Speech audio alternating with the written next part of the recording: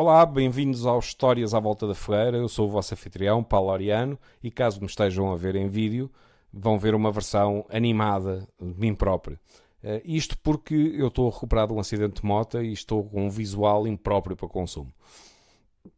Hoje vamos aproveitar este belíssimo lago e fogueira que se vê no desenho animado para nos sentarmos e ter algumas conversas sobre o quão prejudiciais para a sociedade são, de facto, as redes sociais. Para iniciar esta conversa, eu tenho que vos levar um bocadinho para trás e vos falar no efeito Dunning-Kruger, que é aquela tendência que todos reconhecem de quando as pessoas sabem muito pouco sobre um determinado assunto, não tendo, portanto, nenhuma percepção de toda a sua ignorância, mais facilmente têm uma série de certezas absolutas, acham que o problema se resolve com muita facilidade, etc.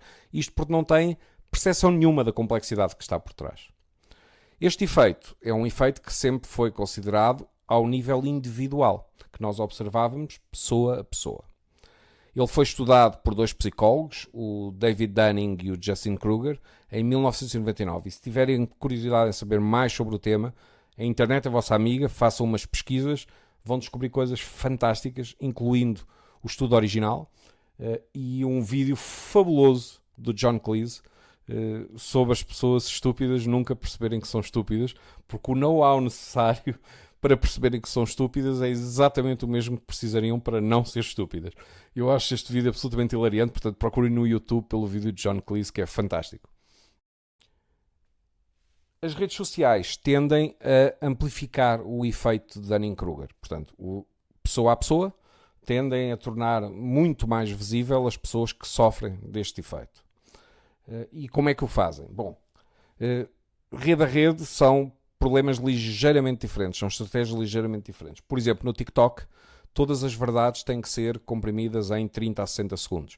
E, portanto, toda a nuance desaparece instantaneamente e todos os problemas, por mais complexos que sejam, são reduzidos a 2 ou 3 frases. É o que cabe em 60 segundos. No caso do YouTube, nós temos mais tempo para expor o mesmo problema. Podíamos fazer um bom trabalho. No entanto, o que se passa é que o YouTube permeia a velocidade de reação. A confiança com que alguém reage 30 segundos depois de qualquer coisa ter aparecido no seu radar, ou ter aprendido qualquer coisa com outro youtuber, é premiada pela plataforma. Todas aquelas pessoas que tiram o tempo para pensar, que fazem alguma reflexão sobre o assunto e publicam 1 ou 2 dias depois sobre o mesmo tópico, são altamente penalizadas pelo algoritmo. É esta aceleração que faz com que o YouTube dê algum privilégio a pessoas que sofrem com o efeito de Dunning-Kruger. O Instagram é um reino de perversão absoluta, porque a credibilidade das pessoas no Instagram é feita pelo número de seguidores, o estilo de vida que aparentam ter, o dinheiro que aparentam ter, e depois estes influencers, estas pessoas que têm grande influência dentro da plataforma, tendem a opinar sobre tudo, cheios de certezas absolutas. E de alguma forma, não me perguntem como, mas as pessoas tendem a dar imensa credibilidade a alguém que diz um disparate dentro de um Ferrari e menos credibilidade a alguém que diz um disparate para apanhar um autocarro. E, portanto, se aquela pessoa tem um Ferrari, seguramente o que ela está a dizer fará mais sentido na cabeça de muita gente. Isto é só estúpido, mas é o que é. O Facebook é o reino das echo chambers, ou seja, o Facebook agrupa as pessoas pelos disparates que dizem e tende a mostrar às pessoas outras pessoas que dizem os mesmos disparates. E as pessoas sentem a validação pela quantidade. É um bocadinho que dizer que os jetes de cão passam uma coisa maravilhosa porque há milhões de moscas a pousar lá. É exatamente o mesmo raciocínio. Se tantas moscas são atraídas por aquele objeto, claramente deve ser apetecível. E o Facebook junta as pessoas todas em grupos de pessoas que estão de acordo e elas sentem os seus pontos de vista validados pela multidão que as acompanham. Esta gente toda não pode estar errada. É como as moscas, não podem estar erradas. Qual é o problema aqui? O problema aqui é todas estas plataformas, de uma forma ou de outra, interrompem o processo natural de incubação necessário para se aprender seja o que for.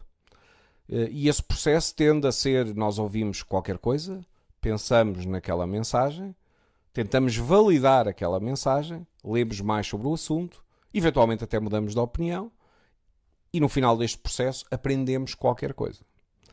Isto não existe a esta velocidade. Não existe nestes contextos.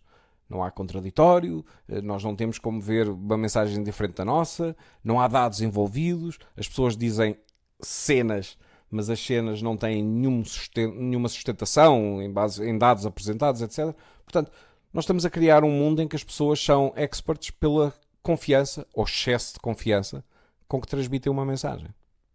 Há uma característica que se perde neste contexto das redes sociais, que é a humildade epistémica. Isto é um termo todo fancy, mas basicamente significa que a verdadeira especialização, as pessoas que têm verdadeiro know-how, sistematicamente parecem extremamente humildes, porque sabem tanto sobre aquilo que não sabem, que tipicamente tendem a apresentar as coisas com imensos caveats, imensas margens de segurança para sentirem que não estão a dizer um disparate absoluto.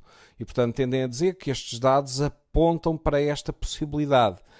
Tudo indica que é de determinada forma. E este discurso é altamente penalizado pelas redes sociais. Os criadores que de facto sabem alguma coisa sobre algum tema rapidamente percebem que a incerteza mata o alcance.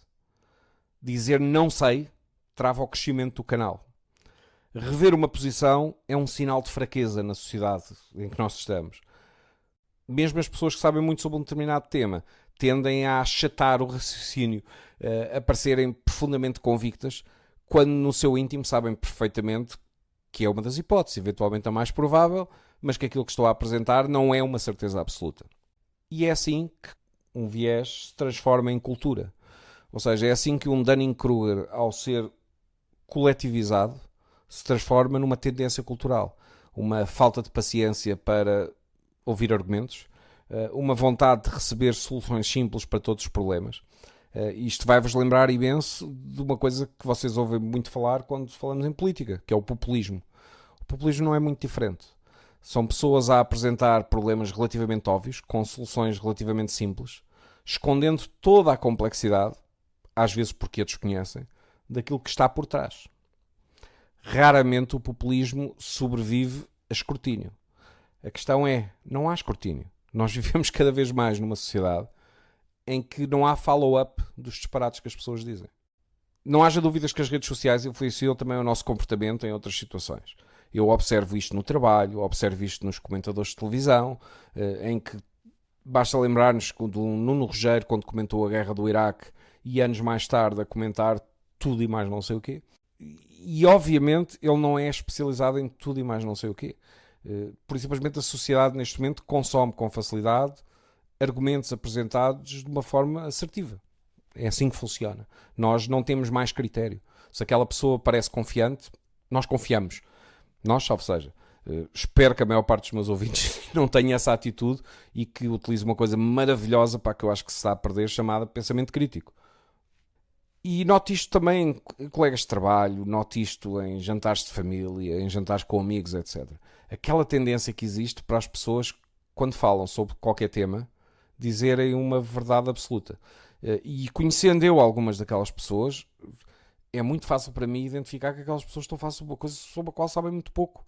E basta 2 ou 3 perguntas para a própria pessoa reconhecer que isto não é propriamente algo que eu tenha estudado com profundidade, mas vi 1 ou 2 vídeos no YouTube ou vi 1 ou 2 opiniões na televisão e isto foi aquilo que ficou. Foi aquilo que ficou gravado na minha mente. Como é que nós podemos lidar com este problema? Bom, primeiro, um bocadinho de humildade. Não sei. A Austrália proibiu recentemente o uso de redes sociais por menores de 16 anos.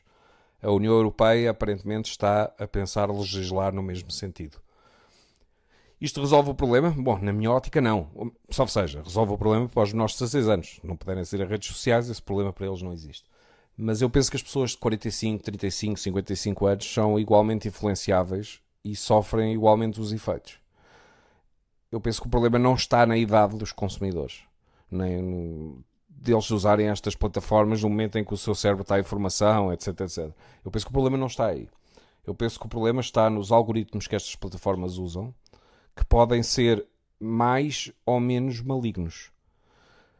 Algoritmos que privilegiam a interação, o uso da plataforma, por exemplo, apresentando às pessoas coisas com que elas concordam em absoluto ou discordam em absoluto, que tendem a radicalizar posições, provavelmente só têm efeitos perniciosos. Mas há algoritmos que não têm esses efeitos. Por exemplo, se nós, no equivalente a um Facebook, só virmos os posts das pessoas que seguimos, se o Facebook não usar nenhum critério que não seja mostrar os posts pela ordem que foram fixados pelas respectivas pessoas, provavelmente muitos destes efeitos não existiriam de todo. E eu acho que não se resolvem problemas pela rama. Novamente, nós temos que escapar à primeira ideia que nos é apresentada com muita convicção ser a correta. Temos que saber pensar sobre o assunto.